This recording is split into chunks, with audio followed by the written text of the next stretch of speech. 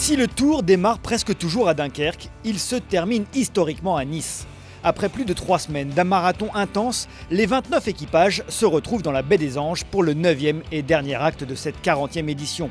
Parmi eux, 6 équipages peuvent encore rêver de soulever le trophée, mais seul FDJ a son destin en main.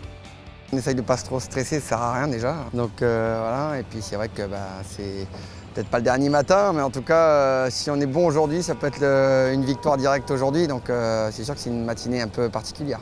On sait que c'est compliqué pour la première place, donc ce qu'il faut, c'est faire le mieux qu'on peut. Comme on fait depuis le début du Tour, de toute façon, on essaie vraiment de prendre chaque jour les uns après les autres et de naviguer au mieux. Au départ du raid côtier, l'équation est simple pour la FDJ. Une place dans les 6 premiers lui assure la victoire finale. Plus facile à dire qu'à faire, d'autant que SFS prend dès le départ les commandes de la flotte. Une flotte qui, malgré les conditions légères, subit quelques dégâts. Poujoula est victime d'une collision et Dunkerque Voile perd son mât. Mais rien n'ébranle la FDJ. Si SFS a fait de son mieux en remportant ce dernier raid côtier, FDJ n'a pas craqué non plus. En terminant 3e du raid, FDJ remporte le Tour Voile 2017 à une journée de la fin. Ouais, on explose littéralement de joie au passage de la ligne. On était concentrés jusqu'au dernier jibe.